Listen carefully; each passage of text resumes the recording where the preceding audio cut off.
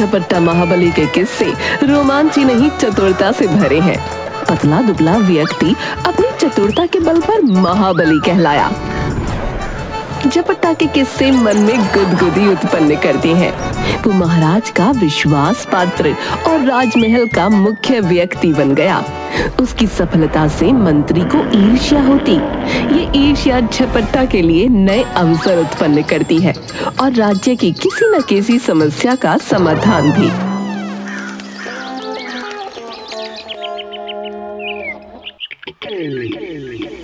मंत्री, ये क्या हो रहा है? सेनापति अपना काम ठीक से नहीं कर रहे और तुमने मुझे ये बात बताई क्यों नहीं? सेनापति अपना काम बहुत अच्छी तरह से कर रहे हैं। अच्छा, तो तुम ये कहना चाहते हो कि मुझे गलत सूचना मिली है। जानते हो, इसका सीधा अर्थ ये है कि राज्य का गुप्तचर विभाग हमें गलत सूचना दे रहा है।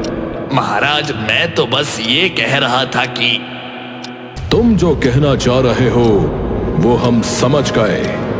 नहीं नहीं महाराज, मैं तो ये कह रहा था कि सेनापति अपना काम ठीक से कर रहे हैं। बस उनका स्वास्थ्य कुछ दिनों से ठीक नहीं है, इसलिए वो सैनिकों की परीक्षा का कार्य नहीं कर पा रहे हैं। बाकी सेना पर उनकी पूरी नजर रहती है। ये बात मुझे पहले बतानी चाहिए थी। क्षमा महाराज, मुझे लगा कि सेनापति का स्वास्थ्य कुछ दिनों में ठीक हो जाएगा, पर ऐसा नहीं हो पाया। इसका अर्थ यह है कि हमें सेनापति के स्थान पर किसी अन्य व्यक्ति को इस कार्य के लिए नियुक्त करना होगा। अच्छा अवसर है उस झपट्टा को राजमहल से बाहर करने का। सारा दिन यहाँ वहां पड़े पड़े मेरी मुखबरी करता रहता है। महाराज, मेरी दृष्टि में एक ऐसा व्यक्ति है जो इस काम के लिए सर्वोत्तम हो सकता है। कौन है वो? महाराज, वो व्यक्ति है झपट्टा। आप उसे सैनिकों की परीक्षा का कार्य दे दीजिए। उसके जैसा महाबली हमारे राज्य में कोई नहीं है। सैनिकों को उससे बहुत कुछ सीखने को मिलेगा। पहली बार तुमने बुद्धि से काम लिया है। झपट्टा महाबली को तुरंत बुलावा भेजो।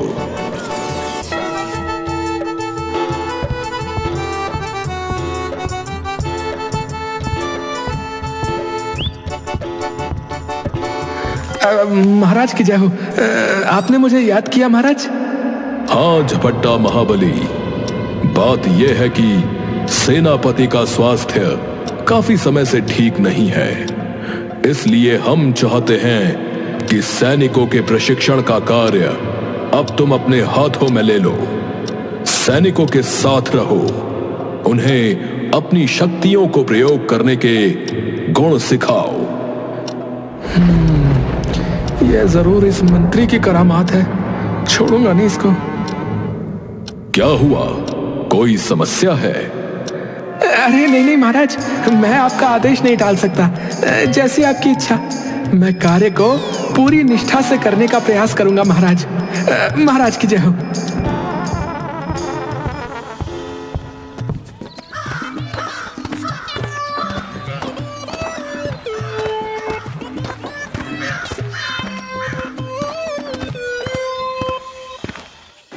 क्यों जी, आज इतने मुरझाए हुए क्यों लग रहे हो? अरे भाग्यवान, मैं अच्छा खासा राजमहल में मौज कर रहा था, वहां की मौज ले रहा था। वहां कोई काम भी नहीं होता था, लेकिन अब आपको महल से निकाल दिया। हे प्रभु, ये तुमने क्या किया? हे प्रभु, ये तुमने क्या किया? अब मैं पड़ोसियों को क्या मुंह दिखाऊंगी? मेरे पति को राजमहल से धक्का देकर निकाल दिया, अब इस घर का क्या होगा? अरे अरे अरे चुप हो जाओ। अरे चुप, तुम भी ना बस पूरी बात सुन भी लो। पहले पूरी बात भी नहीं सुनी। अरे पहले पूरी बात तो सुन लो। मुझे महाराज ने राजमहल से निकाल कर सैनिकों के प्रशिक्षण के काम में लगा दिया भाई। ओहो, तो ऐसे कहिए ना, अभी तक आप काम चोरी कर रहे थे, अब काम करना पड़ेगा। एक बात कान खोलकर सुन लीजिए, चाहे कुछ भी हो जाए, आप महाराज को नाराज मत होने देना। वरना पड़ोसी मेरा उपहास बनाएंगे। अरे तुम्हें बड़े अपने पड़ोसियों के उपहास की पड़ी है? और यहाँ जो मेरी जान निकली जा रही है उसका क्या? अरे कहीं किसी की लात, कहीं किसी सैनिक का घूंसा लग गया तो। अरे इस तरह तो मैंने कभी सोचा ही नहीं। आप अपना ध्यान रखिए, इन सैनिक लोगों में बहुत शक्ति होती है। मेरी मानिए तो आप इनसे हमेशा दूरी बनाए रखना। बोल देना कि आपस में ही लड़ते मरते रहें।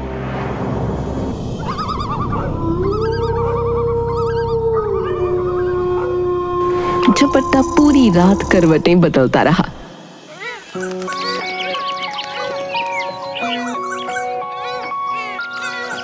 अगले दिन झपट्टा सैनिकों के बीच पहुंचा।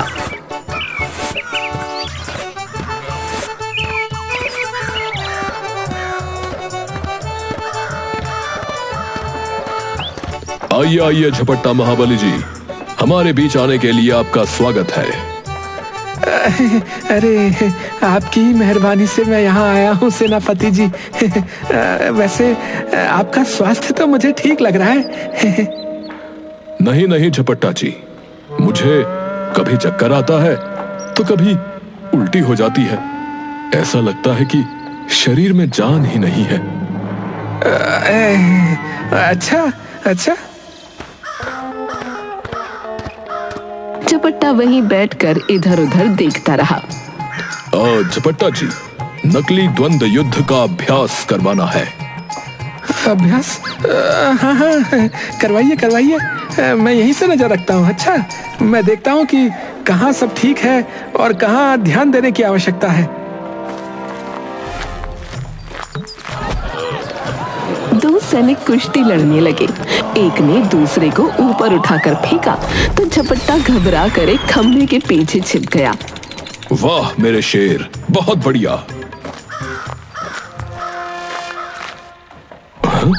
अरे झपट्टा महाबली कहाँ चले गए? महाबली जी, अरे आप दिखाई नहीं दे रहे, कहाँ हैं आप?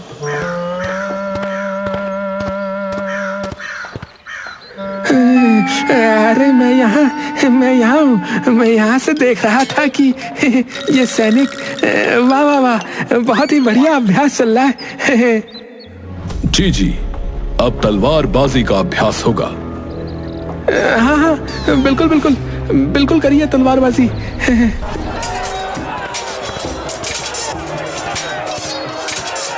झपट्टा महाबली, अगर आप बुरा ना माने तो आप भी हमारे साथ अभ्यास में शामिल होइए। अरे मैं नहीं, आप लोग अभ्यास कीजिए। मुझे कुछ कमी लगेगी तो मैं आपको अवश्य बताऊंगा है। हमने आपकी शक्ति और योग्यता के बारे में बहुत कुछ सुना है। यदि आप हमारे साथ अभ्यास करेंगे तो हमें बहुत कुछ सीखने को मिलेगा। हाँ हाँ झपट्टा जी, ये ठीक कह रहा है। ये बेचारे आपसे कुछ सीख लेंगे।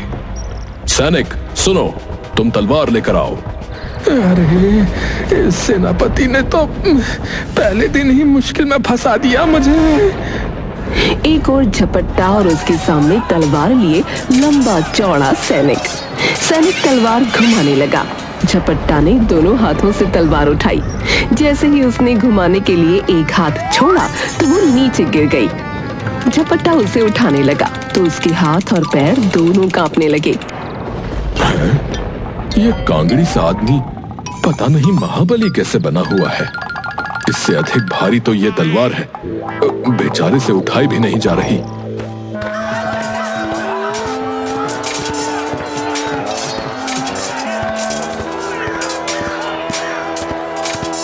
ओहो, तलवारबाजी का अभ्यास चल रहा है। क्यों मंत्री, मुझसे पेशगी भी लेते हो और मेरी नौकरी भी नहीं बचा पाए। अगर मैं ना होता तो तुम भी अभी यहाँ खड़े नहीं मिलते। महाराज तो तुम्हें निकालना चाह रहे थे, मैंने ही उनको रोका, समझे? अरे तो इस झपट्टा को मेरे सिर पर मरने की क्या आवश्यकता थी?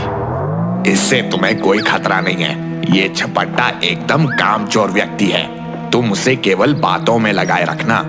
दूसरी ओर कांपते हुए हाथों से झपट्टा ने तलवार उठाई और सैनिक तलवार घुमाते हुए उसके पास आने लगा। हे प्रभु, हे बजरंग बली, रक्षा करना इस बैल से प्रभु। जय हनुमान ज्ञान गुण सागर, जय हनुमान। सैनिक की घूमती हुई तलवार के साथ झपट्टा का सिर घूमने लगा। जैसे ही सैनिक ने झपट्टा पर प्रहार करने के लिए तलवार उठाई, वो बेहोश होकर गिर गया। नौटंकी कहीं का। सेनापति ने झपट्टा पर पानी छिड़का तो वो उठा और उसने अपने बगल से चाकू निकालकर सैनिक की गर्दन पर लगा दिया। जब सामने वाला आपसे अधिक शक्तिशाली हो या आप उससे युद्ध के लिए पूरी तरह तैयार ना हो तो ये युक्ति अपनाई जा सकती है, पर हाँ, आपके पास चाकू होना चाहिए। सभी सैनिक तालियां बजाने लगे। ये देखकर मंत्री जलने लगा। अरे मंत्री जी, आप यहाँ? हाँ, मैं सैनिकों की परीक्षा देखने आया था, अब जा रहा हूँ। अरे बात तो सुनिए। मुझे एक अत्यंत आवश्यक कार्य याद आ गया है। झपट्टा वहां आराम से रहने लगा। पूरा दिन चारपाई पर पड़े रहता। कोई सैनिक उसे पंखा करता तो कोई पैर दबाता। वो वहीं से सैनिकों को हिदायतें देता रहता। अरे ये इसको पीछे वाले पैर की अंगड़ी मारो। अब चढ़ जा, इस पर चढ़ जा। बहुत खूब, बढ़िया, चढ़ जा। तभी एक सैनिक ने वहां हुक्का लाकर रखा और सेनापति उसे गुड़गुड़ाने लगा। अरे ये क्या सेनापति, तुम हुक्का गुड़गुड़ा रहे हो? महाबली जी, मैं मदिरा पान नहीं करता, बस ये हुक्का अच्छा गुड़गुड़ा लेता हूँ। वैसे इसका नशा भी कम नहीं है। झपट्टा ने इसे घूर कर देखा। झपट्टा जी, आप चखोगे इसका स्वाद? आपका स्वास्थ्य ठीक नहीं रहता। हुक्का आपके स्वास्थ्य के लिए ठीक नहीं है। अरे छोड़िए स्वास्थ्य को, इसके नशे में जादू है, जादू। काम की बात आती है तो इसका स्वास्थ्य खराब हो जाता है। और वैसे देख लो, यहाँ बैठकर मुफ्त की तनख्वाह ले रहा है, मजे से हुक्का गुड़गुड़ा रहा है। काम चोर कहीं का। महाबली जी, क्या सोच रहे हो?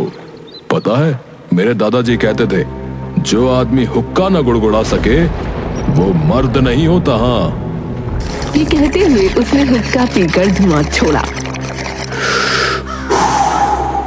वाह वाह वाह वाह वाह, क्या नशा है इसमें।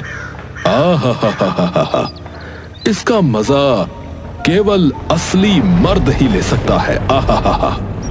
झपट्टा ने सेनापति का हाथ हुक्के से हटाया और खुद उसे गुड़गुड़ाने लगा तो उसे खांसी आने लगी।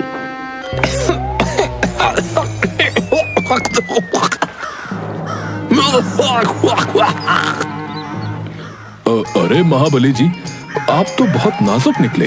हुक्के के एक कश में ही आपकी ये दशा हो गई। क्षमा झपट्टा महाबली जी, पर आप तो कोयले के धुएं से ढेर हो गए।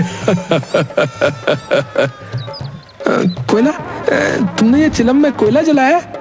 हाँ, कोयला, काला काला कोयला। तभी मैं सोच रहा था कि हुक्के से मुझे खांसी क्यों होने लगी। है? मैं कुछ समझा नहीं। तुम्हें चिलम में कोयला नहीं, तंबाकू भरना चाहिए था, फिर लेते हुक्के का मजा। तंबाकू? वो तो बहुत महंगा होता है। यदि तुम तंबाकू नहीं खरीद सकते थे तो मुझे बता देते, मैं मंगवा देता तुम्हारे लिए। अरे नहीं महाबली जी, ऐसा है कि मुझे असली तंबाकू की पहचान नहीं है, इसलिए। अरे तुम लेकर तो आओ। तुम जानते हो मैं तंबाकू की गंध मीलों दूर से सूंघ लेता हूँ। हाँ, बचपन में मेरे दादाजी मुझे तंबाकू के खेतों में ले जाते थे। किस्म किस्म की तंबाकू के बारे में मैं मीलों दूर से सूंघ कर बता देता हूँ, कुत्ते की तरह। वाह वाह, आप तो कमाल है महाबली जी। क्या बात है, आजकल राजस्व में इतनी कमी क्यों आ रही है? कर की वसूली ठीक से नहीं हो रही है। महाराज, मंत्री को क्यों देख रहे हो? हमें उत्तर दो। महाराज, पिछले कुछ महीनों से चुंगी पर तंबाकू की तस्करी बढ़ गई है। लोग बिना कर दिए बड़ी मात्रा में हमारे राज्य का तंबाकू छिपाकर राज्य की सीमा से बाहर ले जा रहे हैं। ये बात तो तुमने पिछले माह भी कही थी। इसके लिए मैंने मंत्री को कहा था। मंत्री, तुमने कुछ किया कि नहीं? सारा दिन यहां पड़े पड़े तुम्हारी हड्डियों में जंग लग गया है। महाराज, मैं स्वयं सीमा की चुंगी पर खड़ा रहता हूँ। ध्यान रखता हूँ कि बिना कर दिए कोई भी व्यक्ति सीमा से पार ना जा पाए। अच्छा, तो अब तक कितने तस्कर पकड़े गए? आप जानते हैं, तंबाकू से मिलने वाला कर अन्य वस्तुओं की तुलना में 100% अधिक होता है। अगर इसी तरह से कर चोरी जारी रही तो राज्य का खजाना समाप्त होने में अधिक समय नहीं लगेगा। मंत्री, मैं तुम्हें कल तक का समय देता हूं। तंबाकू तस्करों को पकड़ने के लिए कारगर उपाय सोचो, अन्यथा दूसरे मंत्री के लिए अपना पद छोड़ने हेतु तैयार रहना। अरे, ये कहां फंस गया? मंत्री चुंगी पर पहुंचा। वहां व्यापारी अपनी वस्तुओं को लेकर पंक्ति में खड़े थे। 2 आदमी उनके सामानों की जांच कर रहे थे और एक आदमी उनसे कर ले रहा था। हटो तुम लोग, किसी काम के नहीं हो। तंबाकू तस्करी को नहीं पकड़ पाए? वो लोग तुम्हारी नाक के नीचे से तंबाकू राज्य की पार ले जाते हैं। मंत्री जी, हम वस्तुओं की जांच कर तो रहे हैं, पर कुछ समझ में नहीं आ रहा है। मंत्री उन दोनों को हटाकर खुद वस्तुओं को जांचने लगा। वो बोरे खोलकर वस्तुएं फेंकने लगा। अरे अरे, क्या कर रहे हो मंत्री जी? इस तरह तो सारी वस्तुएं खराब हो जाएंगी। तुम मुझे मत समझाओ, चुपचाप कर अदा करो और निकलो यहाँ से। मैं कर नहीं दूंगा, मेरा सारा सामान खराब कर दिया। उसने अपना सामान उठाया और वापस चला गया। उसे देखकर सभी व्यापारी वापस जाने लगे। ऐसे हमें केवल हानि ही होगी, कर भी अदा करें और सामान भी खराब हो जाएगा।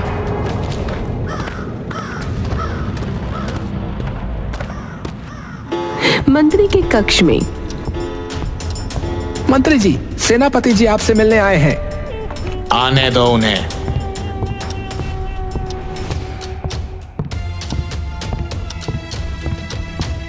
कैसे हो मंत्री जी?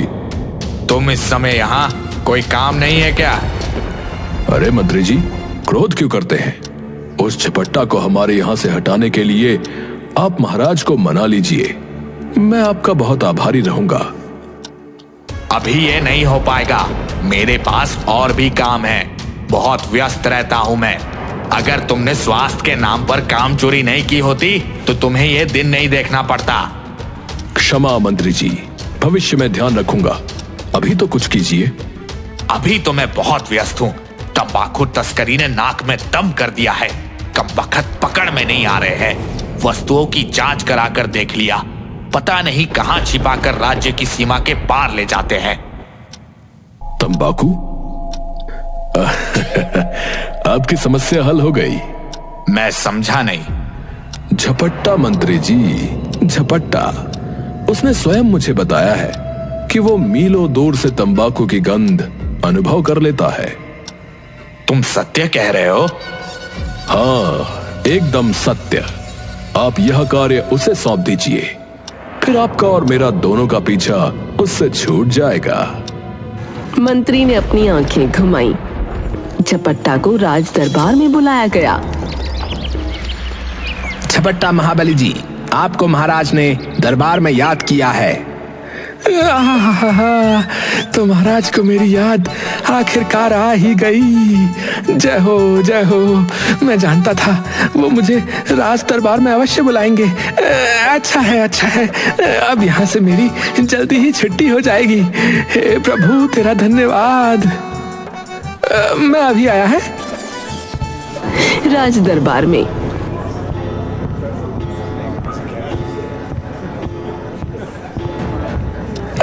महाराज की जय हो। महाराज, आपने मुझे याद किया। महाराज। हाँ झपट्टा महाबली, हमें तुम्हारी सहायता की आवश्यकता है। सहायता? नहीं नहीं महाराज, आप आदेश दीजिए।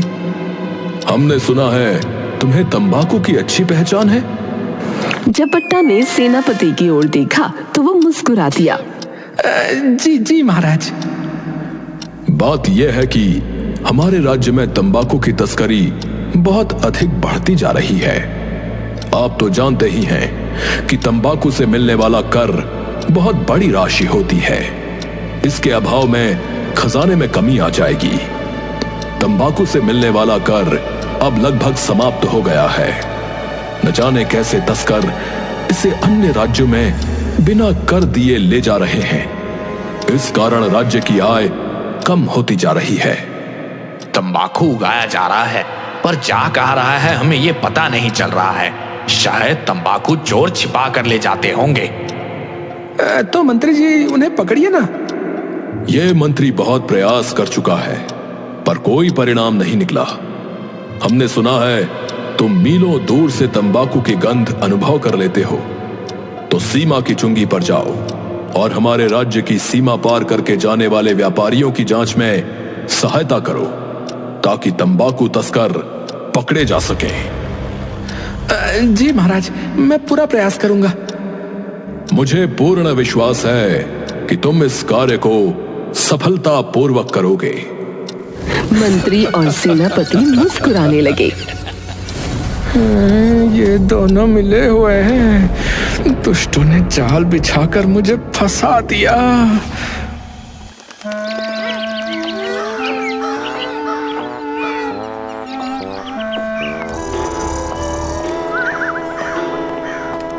अरे सूरज सर पर आ गया है, काम पर नहीं जाना क्या? चलिए अब उठ जाइए। अरे भाग्यवान, अरे तुम भी ना सुबह सुबह इतना शोर क्यों कर रही हो? अरे मुझे सोने दो। इतना सुंदर सपना देख रहा था और तोड़ दिया तुमने। उठ जाओ ना, मुझे सारा काम खत्म करके सुनार के पास जाना है। कहते हुए उसने झपट्टा के ऊपर से ओढ़ी हुई चादर उठा दी। सुनो जी, मैं अभी आ रही हूँ, तब तक उठ जाइए। हाँ,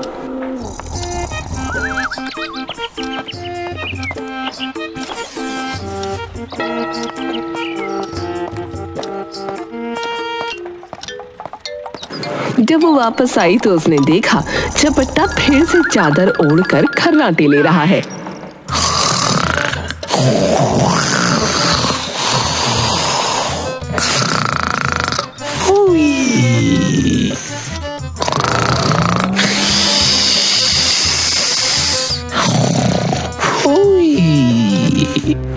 हे प्रभु, ये भी ना कुछ समझते ही नहीं। उसने पानी से भरी हुई बाल्टी झपट्टा पर डाल दी तो वो हड़बड़ा कर उठ बैठा। इतना ठंडा पानी डाल दिया। शुक्र है आप उठे तो सही। आपको उठाना कुंभकर्ण को नींद से जगाने से भी कठिन कार्य है।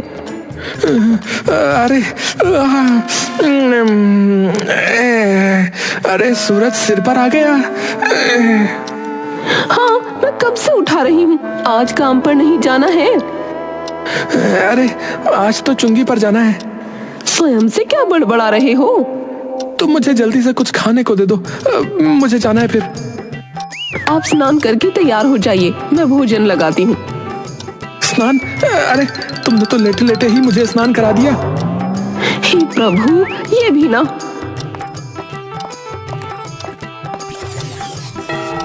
झपट्टा भोजन करने लगा और पत्नी उसके पास बैठ गई। सुनिए जी, आपको याद है ना? क्या? आज मुझे सुनार से सोने की अंगूठी लानी है, रुपए दे दो। रुपए?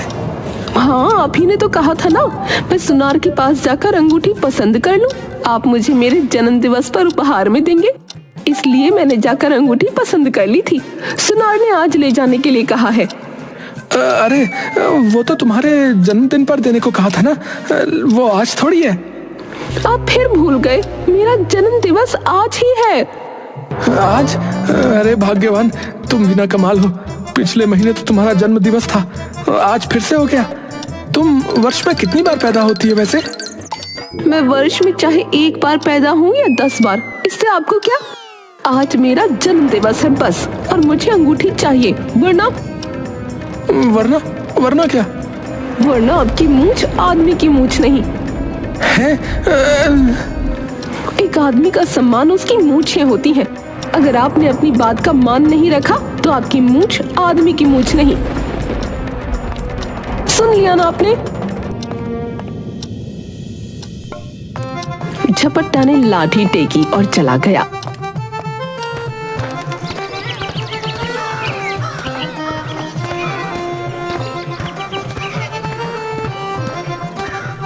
वो चुंगी पर पहुंचा। व्यापारी सीमा पार जाने के लिए पंक्ति में खड़े थे। दूसरी ओर 2 कर्मचारी बोरे खोल खोल कर सामान की जांच कर रहे थे। कर्मचारी एक कर की राशि ले रहा था। झपट्टा को देखते ही, आइए आइए महाबली जी। सब कार्य ठीक से चल रहा है ना? जी मैं सारा हिसाब ठीक से कर रहा हूँ। उस वाले बोरे को खोलकर जांच करो तो। कर्मचारी 2 ने वो खोला तो उसमें से फल निकले। तब झपट्टा ने दूसरे बोरे की ओर इशारा किया। कर्मचारी 2 ने वो खोला तो उसमें से अनाज निकला। झपट्टा एक पत्थर पर जाकर बैठकर सब देखने लगा।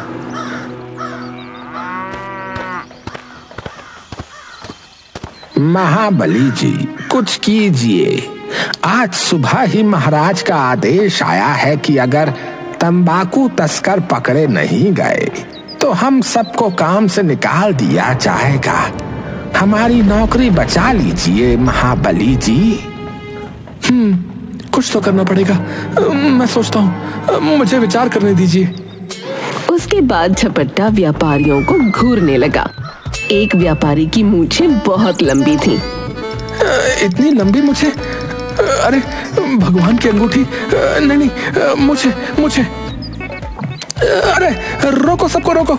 आज राज्य के बाहर कोई नहीं जाएगा। क्या मतलब महाबली जी? मैं बताता हूँ। ये किसकी है? मेरी और मेरे भाई की है। सभी व्यापारियों का सामान एक स्थान पर एकत्रित करो और इन सबकी मूछों का माप लो। मैं कुछ समझा नहीं महाबली जी। जो कह रहा हूँ वो करो। इन व्यापारियों की मूछों का माप लीजिए और आज इन्हें वापस जाना होगा। ये लोग कल कर अदा करेंगे और राज्य की सीमा के पार जाएंगे। अरे ये क्या नौटंकी है? हमें व्यापार करने जाना है भाई। हाँ तो कल कर लेना व्यापार। अभी तंबाकू चोरों को पकड़ना अधिक आवश्यक है। ये काम आप लोगों का है, हमें क्यों परेशान कर रहे हो? अच्छा तो कहीं वो चोर तुम ही तो? कर्मचारी 1 ने सभी व्यापारियों की मूंछों का माप लेकर लिखा। फिर झपट्टा ने चुपके से मिट्टी लेकर एक झोले में भरी और व्यापारियों के सामने गया।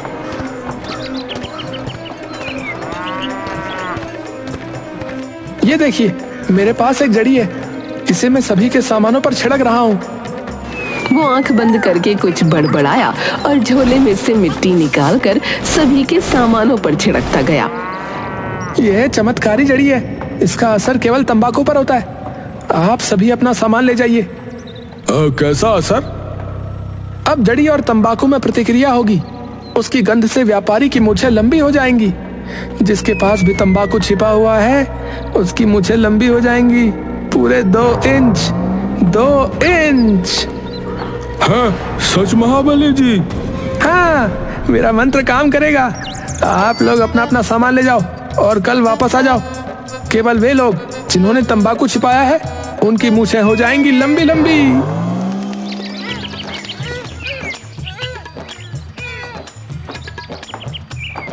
अगले दिन चुंगी पर कर्मचारी 1 पंक्तियों में लगे हुए व्यापारियों की मूछें मापते हुए, तुम्हारी ठीक है, लाओ कर जमा करो। इसका सामान दो और फाटक खोल दो। इसी तरह कई व्यापारी आते गए। फिर एक व्यापारी की मूछें छोटी थी। कर्मचारी 1 ने झपट्टा को इशारा किया। तुम्हारे पास मोटा अनाज है, लाओ 100 रुपए कर। 100 क्यों? 5 रुपए लगता है। ये लो 10 रुपए, 5 मेरे और ये 5 मेरे भाई का कर। इनका सामान दे दो। उन दोनों के पास बोरों से लदी एक बैलगाड़ी थी। एक भाई बैलों को हाँकने लगा और दूसरा उस पर बैठ गया। बैलगाड़ी चलने को हुई तभी सीमा का फाटक बंद कर दिया गया और झपट्टा सामने आकर खड़ा हो गया। इतनी भी क्या जल्दी है जाने की? तनिक रुको तो। अब क्या समस्या है? दोनों कर्मचारी गाड़ी पर चढ़ गए और बोरे खोलने लगे, पर उनमें कुछ नहीं निकला। इनमें तो केवल अनाज है महाबली जी। झपट्टा खुद गाड़ी पर चढ़ा और बोरों पर लाठी मारने लगा। तभी उसकी लाठी एक बोरे में फंस गई। कर्मचारी 2 ने आकर वो निकाली। छी, कितनी अजीब गंध आ रही है इससे। झपट्टा ने कर्मचारी को देखा। कर्मचारी ने पूरा बोरा उड़ेल दिया तो उसमें से तंबाकू निकला। सभी बोरों में नीचे तंबाकू भरा था। हमारी मूछें लंबी कैसे हो गईं? हमने तो अपनी मूछें 2 इंच काट दी थी, फिर भी हम पकड़े गए। मूर्खों, मैंने तुम सब व्यापारियों से झूठ कहा था। तुम्हारी मूछें लंबी नहीं छोटी होंगी। देखो, तुम लोग पकड़े गए ना। अरे तंबाकू चोर पकड़े गए। इन तस्करों के साथियों को कैद किया जाए और इनकी संपत्ति को राज्य की संपत्ति में मिला दिया जाए और इन लोगों को राज्य से तुरंत निकाला जाए। क्षमा महाराज, क्षमा। ले जाओ इन्हें यहां से।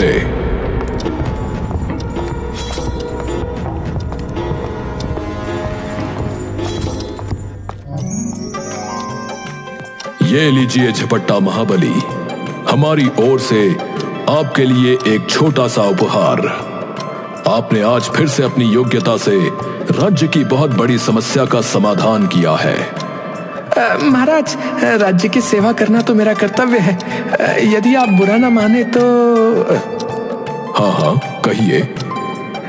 महाराज, ये अंगूठी केवल आपकी उंगली पर शोभा देती है। इसे आप पहनेंगे तो अच्छा रहेगा। इसके बदले मुझे आप दूसरी अंगूठी दे दीजिए महाराज। अवश्य। महाराज, यदि महिलाओं वाली अंगूठी मिल जाए तो।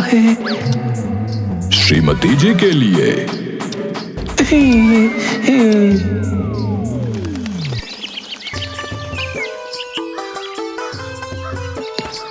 अरे भाग्यवान, देखो मैं तुम्हारे लिए क्या लाया हूँ। तुम्हारा उपहार। पता नहीं क्या ले आए हैं। अंगूठी का कहा था तो अंगूठी दिखा दिया, अब उपहार लेकर आए हैं। अरे तुम खोलकर तो देखो। चूरन की गोली तो नहीं ले आए? झपट्टा ने ना में सिर हिलाकर मुट्ठी खोली। अंगूठी? हाँ, अंगूठी, वो भी सोने की। मेरे लिए? सच्ची आप बहुत अच्छे हो, बहुत अच्छे हो। मुझे तो लगा था इस बार भी आपने मुझे झांसा दे दिया। अरे झांसा और मैं देखो, मैं हूं ना मूंछ वाला आदमी। ये अंगूठी महाराज ने स्वयं मुझे दी है। इनाम मिला है, इनाम। पूरा राज दरबार देखता ही रह गया। इनाम? मेरी योग्यता का लोहा महाराज भी मानते हैं। मैंने तंबाकू चोर पकड़े हैं। तुम्हें पता है, वो मंत्री भी उन्हें नहीं पकड़ पाया और मैंने बस 2 दिन में उन्हें पकड़ लिया। 2 दिन में। हाय मेरे पति परमेश्वर, आपको किसी की नजर ना लगे। आप रुको।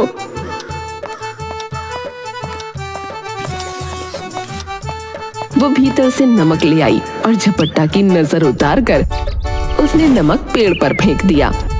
ये तो बहुत कीमती अंगूठी है जी, इसे मैं नहीं पहनूंगी, संभाल कर रख देती हूँ। लोगों को पता चलेगा तो ईर्ष्या करेंगे। जैसी तुम्हारी इच्छा। सच्ची, ये तो उस कमबख्त सुनार की अंगूठी से भी बहुत सुंदर है। जब हमारा कान्हा बड़ा होगा तो उसकी बहू को दूंगी। अरे अब भोजन भी दोगी या तुम्हारी बातों से ही पेट भरना पड़ेगा? आप भी ना, थोड़ी प्रतीक्षा करो, आपकी पसंद के गुड़ चावल बनाकर लाती हूँ।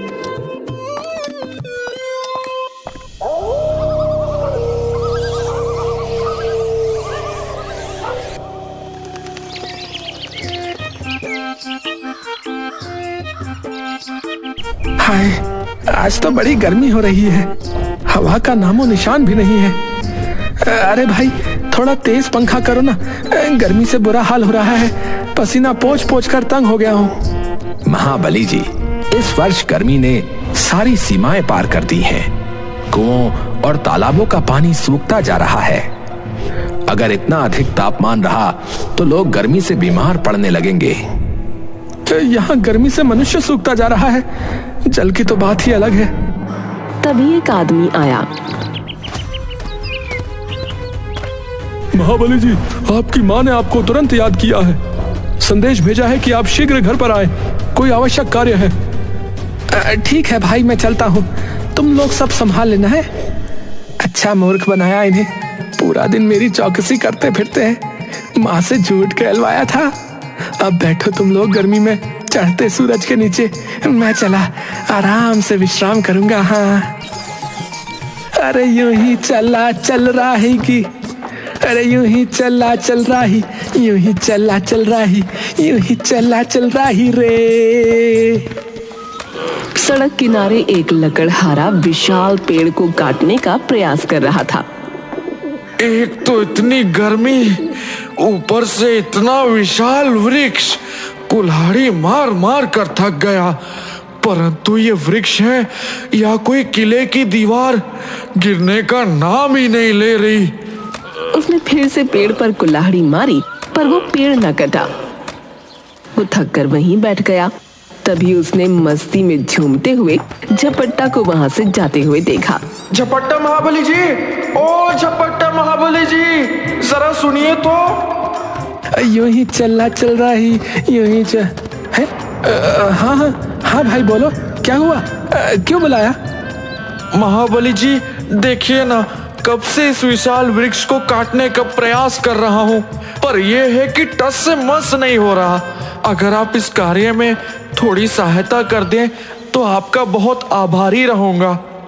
झपट्टा ने पेड़ को ऊपर से नीचे तक देखा। है तो बहुत विशाल वृक्ष, कुल्हाड़ी के प्रहार से भी नहीं गिरा। आप तो शक्तिशाली महाबली हैं, आपकी ताकत के सामने ये वृक्ष क्या है? मैं प्रयास करता हूँ। है झपट्टा ने कुल्हाड़ी उठाकर जमीन पर मारी तो वो जमीन में धंस गई। उसने हाथों से निकालनी चाही, पर उसके पैर कांपने लगे और वो गिर गया। अरे अरे महाबली जी, जरा संभल कर। अरे वो तो मैं बस ऐसे ही इस वृक्ष को गिराने के लिए मुझे जो है ना, कुल्हाड़ी की आवश्यकता बिल्कुल भी नहीं है। हाँ, झपट्टा ने इठलाते हुए पेड़ को कुल्हाड़ी से लगे हुए कट पर हाथ लगाया।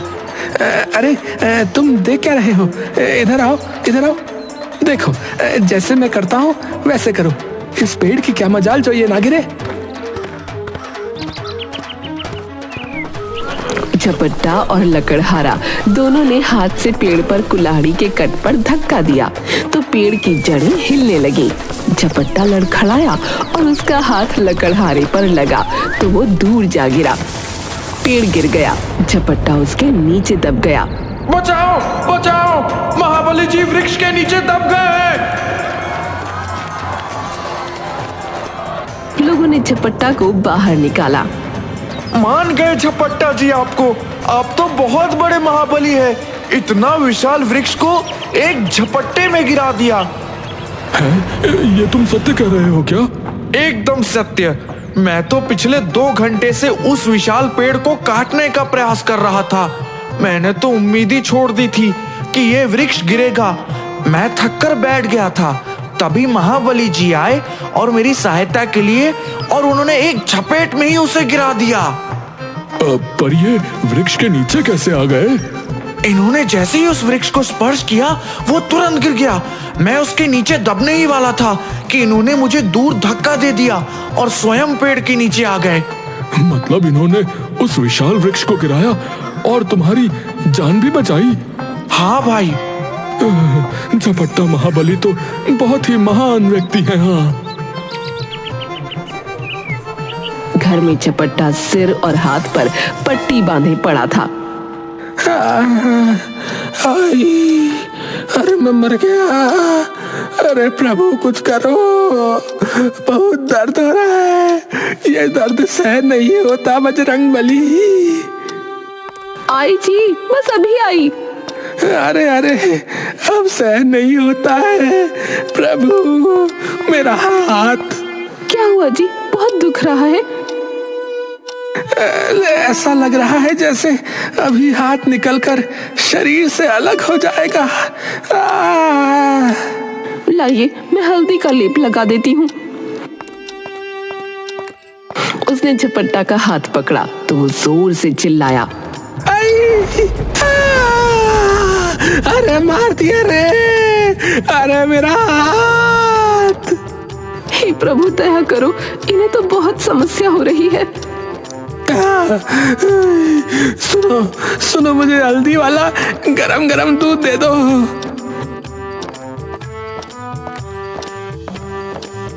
पत्नी ने रसोई में जाकर देखा तो दूध नहीं था। हाय, दूध नहीं है। कान्हा, अरे ओ कान्हा, इधर आ।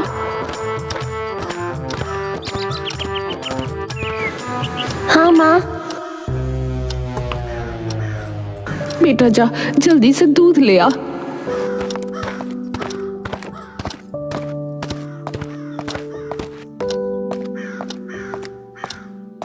सुनिए जी, कान्हा दूध लाने गया है, तब तक आप दर्द को सहन कर लेना, मैं चिराग जला देती हूँ। माँ, दूध नहीं मिला। ग्वालन के यहाँ से सारा दूध वो मोटा लाला ले गया है। उसके यहाँ आज दावत है। अच्छा, सुनिए, दूध तो नहीं मिला, मैं आपको गर्म तेल लगा देती हूँ, थोड़ा आराम मिल जाएगा। वहीं दूसरी ओर से राज दरबार में, महाराज, राजा कुशल सिंह का संदेश आया है। महाराज कुशल सिंह? ये नाम आप ठीक समझ रहे हैं महाराज, ये वही शक्तिशाली महाराज है जिन्होंने हमारे पड़ोसी राज्य मंडूक पर कब्जा कर लिया है। महाराज कुशल सिंह चाहते हैं कि आप स्वेच्छा से अपना राज्य उन्हें सौंप दें और उनकी अधीनता स्वीकार कर लें, अन्यथा महाराज कुशल सिंह को यहाँ आक्रमण करने से कोई नहीं रोक पाएगा। दूत, अपनी जिह्वा को लगाम दो, ये हमारा राज्य है। महाराज, क्रोध ना करें, मैं तो केवल संदेश लेकर आया हूं महाराज, संदेश। पूरा संदेश पढ़ो। महाराज कुशल सिंह की सेना में लगभग 1 लाख सैनिक, 50,000 घोड़े, 35,000 हाथी और एक तोपखाना भी है। इतनी तो आपके राज्य की जनसंख्या भी नहीं है, इसलिए आपसे युद्ध की बात करना मूर्खता है। आप अपना राज्य मंडूक की तरह मुझे सौंप दीजिए, यही उत्तम रहेगा, अन्यथा हानि केवल आपकी होगी। आपके उत्तर की प्रतीक्षा है। राजा सोच में पड़ गया। मंत्री उसके पास गया। मंत्री, इस स्थिति में क्या करना उचित रहेगा? महाराज, हमें भी मंडूक की तरह। ऐसा सोचना भी मत। जब तक मैं जीवित हूं, इस राज्य पर किसी और का अधिकार नहीं हो सकता। तो फिर मर, खुद तो मरेगा, मुझे भी मरवाएगा। है? तुम कुछ बड़बड़ा रहे हो? नहीं महाराज, मैं कह रहा था कि दूत आपके उत्तर का प्रतीक्षा कर रहा है। दूत, हमारी ओर से यह संदेश ले जाना कि हम महाराज कुशल सिंह का बहुत सम्मान करते हैं और उनसे मैत्री करना चाहते हैं। हम उनकी ओर मैत्री का हाथ बढ़ाते हैं। दूत चला गया। 5 दिन बाद, महाराज, राजा कुशल सिंह का संदेश आया है। ठीक है। महाराज, हमें आपकी मैत्री का सुझाव पसंद आया। इससे पता चलता है कि आप बुद्धिमान एवं चतुर राजा हैं, किंतु मेरी नीति साम्राज्य का विस्तार करने की नीति है। इसलिए मुझे आपके राज्य पर कब्जा करना ही होगा। किंतु मैंने आपकी और आपकी प्रजा की बुद्धिमानी के बहुत किस्से सुने हैं, इसलिए आपको अपने राज्य की रक्षा करने का एक अवसर दिया जा रहा है। राजा ने मंत्री की ओर देखा तो उसने कंधे उचका दिए। दूत के संकेत पर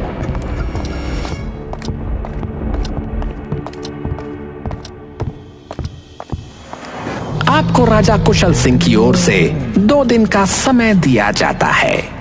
2 दिन के भीतर इस भालू को समाप्त कर दीजिए, अन्यथा अपने राज्य पर आक्रमण के लिए तैयार रहे। भालू, ये भालू दिखने में कुछ अनोखा लग रहा है, वास्तव का तो नहीं लगता। महाराज, ना जाने ये क्या बला है, इसमें अवश्य राजा कुशल सिंह की कोई चाल होगी।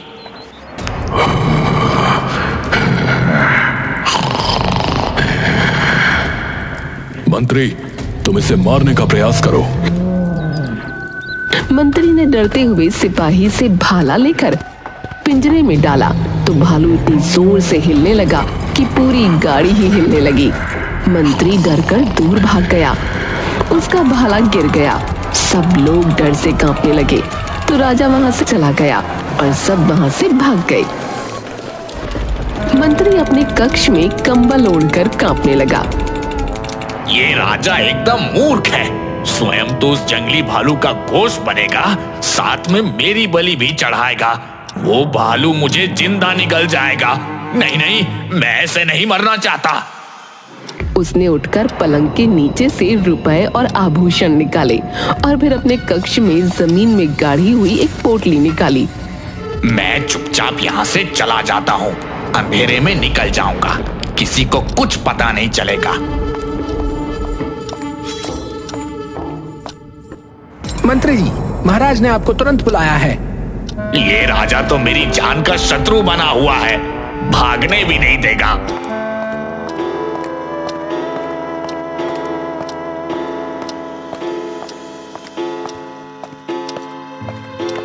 लगता है तुम शिष्टाचार भूल गए हो। महाराज, मुझे लगा कि आप शायद विश्राम कर रहे होंगे, इसलिए मैं ऐसे आ गया। तुम्हें तो हम बाद में देख लेंगे। अभी ये बताओ कि तुमने भालू को समाप्त करने का कोई उपाय सोचा या नहीं?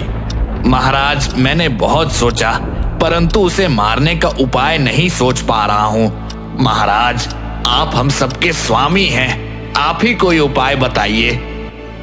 ठीक है, तुम जाओ। राजा अपने कमरे में यहाँ वहां चक्कर लगाकर सोचने लगा।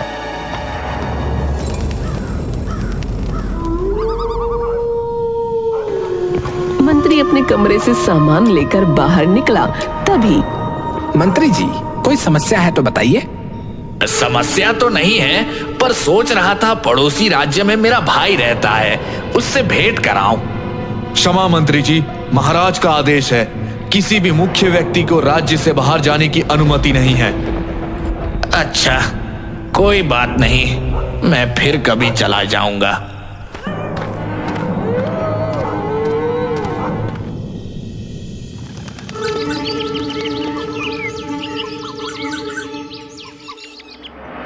राज्य के सभी मुख्य व्यक्तियों को तुरंत बुलाया जाए। सेनापति जी, महाराज ने तुरंत बुलाया है। पंडित जी, महाराज ने अभी बुलाया है। झपट्टा महाबली जी, महाराज ने तुरंत बुलाया है। तुरंत बुलाया है? पर तुम मेरी दशा तो देखो, मेरे सिर और हाथ पर पट्टी बंधी है और देखो लाठी लेकर ठीक से चल भी नहीं पा रहा। आई, आई, आई। अरे कम वक्त, तुम्हारा सत्यानाश हो। मेरे पति परमेश्वर को इस हाल में कहाँ लिए जा रहे हो? हे प्रभु, मेरे सुहाग की रक्षा करना। आई, आई, तुम लोग मुझे चैन से जीने की नहीं देते। अगर मुझे कुछ हो गया ना तो देखना, मैं महाराज से तुम लोगों की शिकायत करूंगा। महाबली जी, महाराज ने ही तो बुलाया है। अरे अरे अरे, धीरे चलो धीरे, अरे मैं गिर जाऊंगा रे। धीरे चलेंगे तो आप सभा में कैसे पहुंचेंगे? सभी मुख्य व्यक्ति पहुंच चुके होंगे। हे प्रभु, अब तुम्हारा ही सहारा है। इंसानों को तो एक दूसरे के दुख से कोई लेना देना ही नहीं रह गया है। झपट्टा महाबली जी, आप कुछ समय के लिए चुप रहेंगे? कृपया हमें हमारा काम करने दें। अरे अरे अरे, अरे मार डालोगे क्या?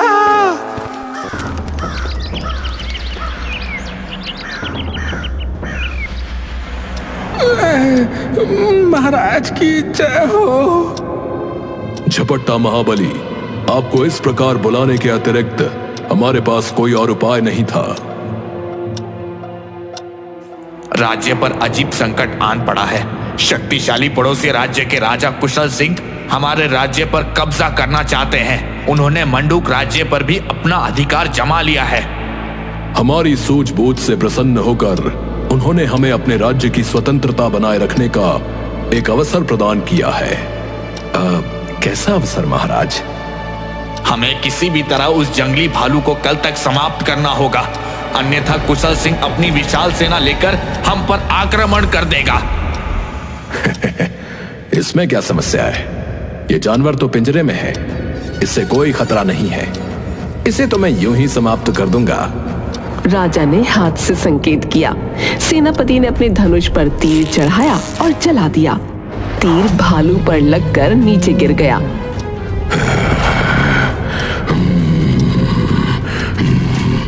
सभी सहम गए। सेनापति ने फिर तीर चलाया, पर भालू को कुछ न हुआ। तीर नीचे गिर गया। भालू जोर से हिलने लगा। इस पर तीर का कोई असर क्यों नहीं हो रहा? इसे समाप्त करने का उपाय सोचने के लिए ही आप सभी को यहाँ बुलाया गया है। महाराज, यदि आज्ञा हो तो एक उपाय मैं बता सकता हूँ। बताइए।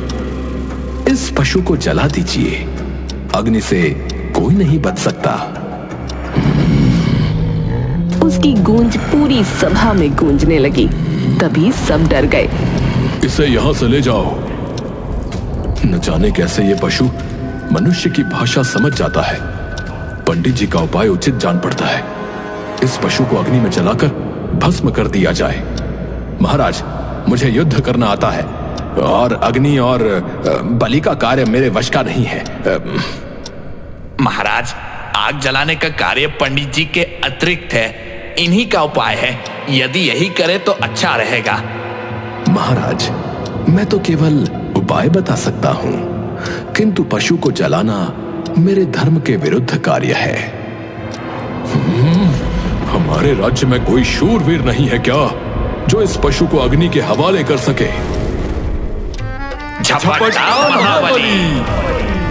महाराज, इस कार्य को केवल झपट्टा महाबली ही अंजाम दे सकता है। इनके जैसा साहसी ताकतवर हमारे राज्य में तो कोई नहीं है, पड़ोसी राज्य में भी नहीं है। महाराज आप मेरी दशा तो देखिए महाराज। मैं ठीक से खड़ा भी नहीं हो पा रहा हूँ महाराज। मेरा हाथ पैर मेरा साथ नहीं दे रहे हैं। ये देखिए हाथ कैसे लटक रहा है मेरा। मैं समझता हूँ, किंतु इसके अतिरिक्त हमारे पास कोई और उपाय नहीं है। इस राज्य में केवल दिखावटी व्यक्तियों की भरमार है।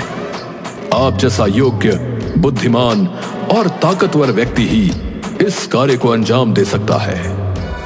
किंतु महाराज, मैं इस कार्य को करने की स्थिति में ही नहीं हूँ। अगर कोई भूल हो गई तो अनर्थ हो जाएगा महाराज। हमें आप पर पूर्ण विश्वास है।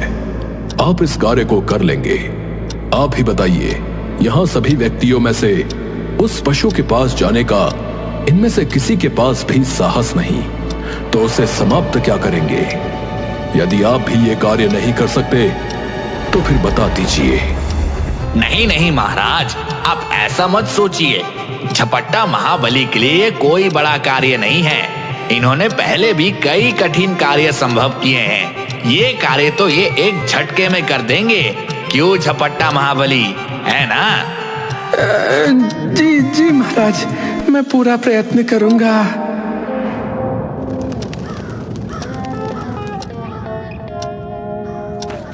भालू,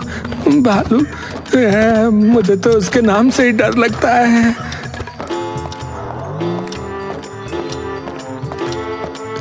वाह, ये तो कमाल हो गया। आप 4 आदमियों पर सवार होकर राज दरबार गए थे, वापस अपने पैरों पर आए हैं। आपका सारा रोग दूर हो गया, कमर सीधी हो गई। महाराज ने तो कमाल कर दिया, वरना मैं आपकी सेवा कर करके थक गई थी। अरे चिंता मत करो, हो सकता है अब तुम्हें मेरी सेवा करने की कभी आवश्यकता ही ना पड़े। हाँ जी, आप भी ना ऐसा क्यों कह रहे हैं? मैं तो बस उपहास कर रही थी। अरे मैं किंतु उपहास नहीं कर रहा हूँ, मैं सत्य कह रहा हूँ। महाराज और मंत्री ने मिलकर मुझे ना फंसाया है। राजा कुशल सिंह ने एक जंगली भालू भेजा है, वो भी जीवित, और उसे समाप्त करना है। तो सेनापति से कहिए ना, आखिर वो भी तो कोई काम करे। निखट्टू कहीं का कोई काम नहीं करता। अरे भाग्यवान, वो भालू मायावी लगता है। वो तीर से नहीं मरता, भाले से नहीं मरता, बल्कि गुर्राता है, क्रोधित होता है। ऐसा लगता है अगर पिंजरे से बाहर आ गया तो सबको जीवित ही निकल जाएगा। इतना खतरनाक है जी? हाँ, मैं तो उसके नाम से ही डरने लगा हूँ। सभा में उसका क्रोध देखकर मेरी क्या दशा हुई है, ये बस मैं ही जानता हूँ। सच बताऊं तो अगर मैं बच्चा होता तो उस समय मेरी धोती ही गीली हो गई होती। छी छी, कैसी बातें करते हैं आप? अरे मेरी ये दशा है और उसे जीवित जलाना है। हे प्रभु, ये कार्य मुझसे नहीं होगा। उस भालू के सामने जाने का साहस नहीं है मुझ में। अगर मैं गया ना तो सच्ची में वो मशाल को देखकर पिंजरा तोड़ देगा और मुझे निगल जाएगा। नहीं नहीं, मैं विधवा नहीं होना चाहती। मेरा कान्हा तो अभी बहुत छोटा है। यदि आपको कुछ हो गया तो मैं उसे कैसे समझाऊंगी? सुनिए जी, भाड़ में जाए महाराज, भाड़ में जाए आपका वचन और ये राज्य। चलिए यहाँ से रातों रात किसी अन्य राज्य में भाग चलते हैं। भाग चलते? हाँ, जहाँ राजा ही अपनी प्रजा का शत्रु बना है, हमें ऐसे राज्य में नहीं रहना। सुनो, माँ जी तीरथ गई हैं। मैं, आप और कान्हा आज रात को यहाँ से भाग चलते हैं। माँ जी को संदेश भेज देंगे कि वो तीरथ से सीधा कुछ दिनों के लिए अपने भाई के यहाँ चली जाए। ठीक है ना? योजना अच्छी है तुम्हारी। इस तरह मेरे प्राण बच सकते हैं। यहाँ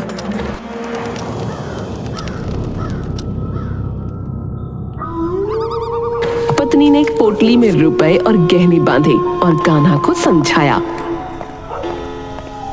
सुन बेटा, हमें आवश्यक कार्य से यहाँ से दूर जाना है, लेकिन इसमें तुम्हें हमारी सहायता करनी होगी। सहायता मैं करूँगा माँ। बेटा, तुझे अभिनय करने का शौक है ना, तो बस तुझे गूंगे का अभिनय करना है। कोई कुछ भी पूछे तुझे कुछ नहीं बोलना। माँ, अगर मेरा बोलने का मन किया तो बेटा तू ऊपर आसमान की ओर देखना, पर बोलना कुछ नहीं, वरना लोग कहेंगे कि मैंने तुझे कुछ नहीं सिखाया। ठीक है ना? झपट्टा ने अपने गधे को तैयार कर उस पर सामान लादा।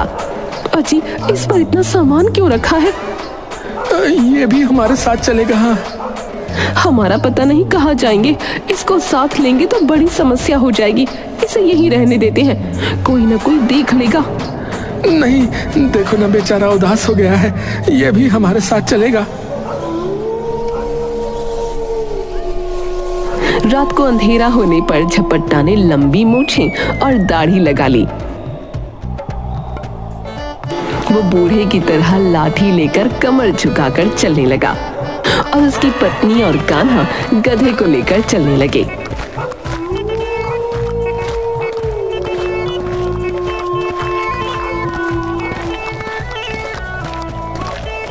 रास्ते में गधा एक खेत में घुस गया।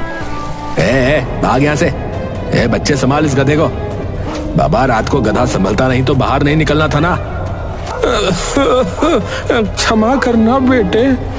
आप इस राज्य के तो नहीं लगते। मैंने यहाँ पहले कभी आपको देखा नहीं। यूं अर्धरात्रि को। बेटा, हम अतिथि हैं यहाँ। अपने एक संबंधी से मिलने आए थे, उसका कुशल क्षेम जान लिया। हम अपने घर वापस जा रहे हैं। अच्छा, ये बच्चा आपका है क्या? हाँ, ये मेरा पोता है। और भी कुछ जानना है तो बताओ, क्योंकि हमें जाना है और देर हो रही है। अरे बुरा मत मानिए, मैं तो बस यूं ही। आप जाइए और ध्यान रखिएगा।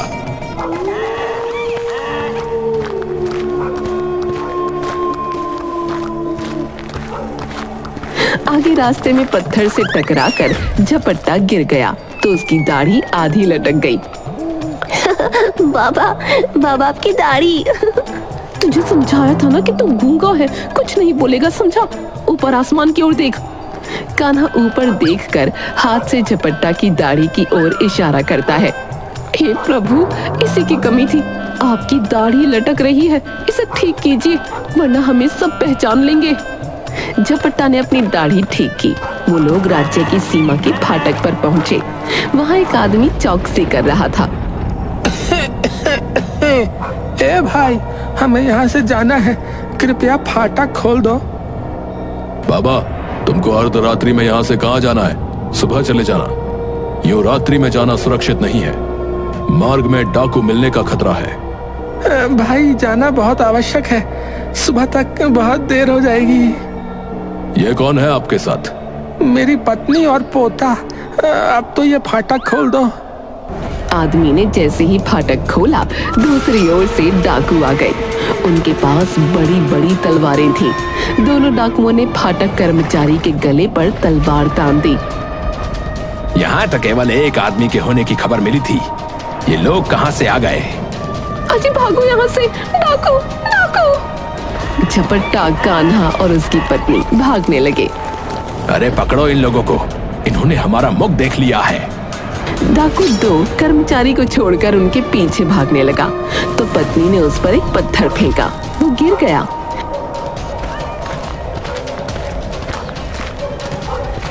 पत्नी, झपट्टा और कान्हा उसे मारने लगे। वहीं दूसरी ओर कर्मचारी ने डाकू 1 को पकड़ लिया। दोनों डाकुओं को रस्सी से बांध दिया गया। तब झपट्टा की दाढ़ी फिर से लटक गई और कर्मचारी ने उसे पहचान लिया। झपट्टा महाबली, आप मुझे बचाने के लिए भेष बदल कर यहाँ आए? मुझे सूचना मिली थी कि ये डाकू आप पर अर्धरात्रि में आक्रमण करेंगे, इसीलिए मैंने ये योजना बनाई थी। क्यों? आज यदि आप ना आए होते तो मैं अकेला इन दोनों डाकुओं का सामना नहीं कर पाता। आपने मेरे प्राण बचा लिए, मैं सदा आपका आभारी रहूंगा। हाँ। अच्छा जी, तो ये आपकी योजना थी? अरे, तुम में और मुझ में कोई अंतर थोड़ी है। तुम तो मेरी अर्धांगिनी हो।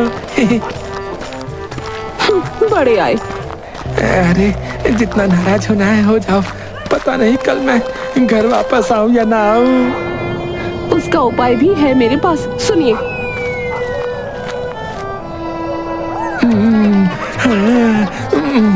मेरे साथ रहकर तुम भी बहुत बुद्धिमान हो गई हो। कुछ गड़बड़ हुई तो वहां से भाग जाऊंगा।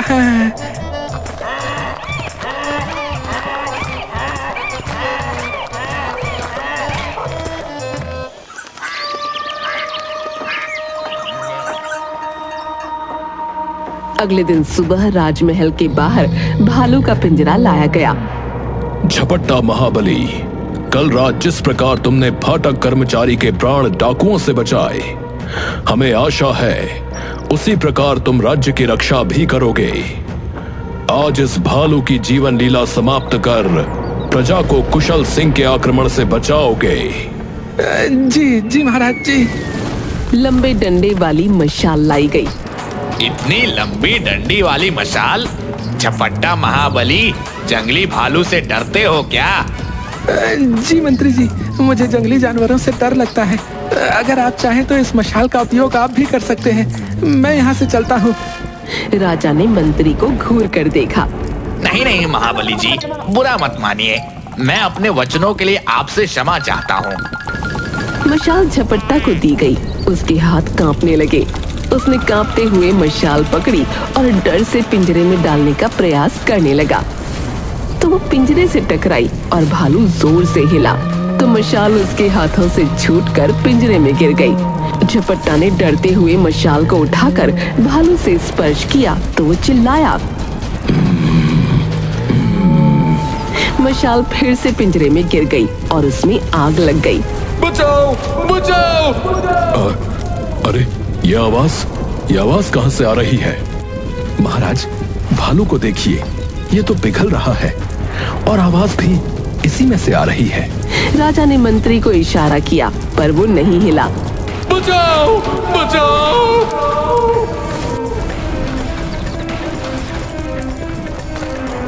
राजा पिंजरे के पास गया तो उसे देखकर मंत्री, सेनापति, झपट्टा और पंडित भी गए। सभी ने देखा भालू मोम की तरह पिघल रहा था। सेनापति ने भालू की पूंछ की ओर देखा तो किसी ने भालू की पूंछ के पास बने 2 बड़े छेदों में उंगलियां निकाली और आवाज आई, बचाओ, बचाओ! महाराज, ये देखिए। अरे ये तो किसी मनुष्य की उंगलियां हैं, मतलब इसके भीतर मनुष्य है, बेचारा जल जाएगा। भालू में जीवित मनुष्य को छिपा दिया। राजा कुशल सिंह तो बहुत बुद्धिमान और चतुर है। आपने मेरे प्राण बचा लिए महाराज, धन्यवाद धन्यवाद।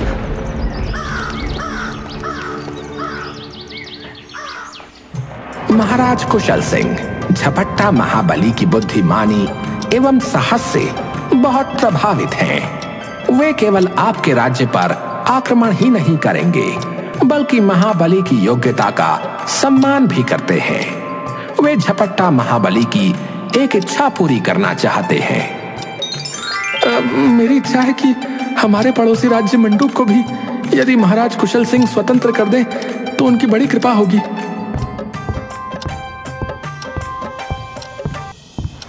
झपट्टा महाबली, आपने एक बार फिर अपनी योग्यता व बुद्धिमानी सिद्ध कर दी है। हम आज से आपका वेतन 2 गुना करते हैं। महाराज की जय हो, महाराज की जय हो।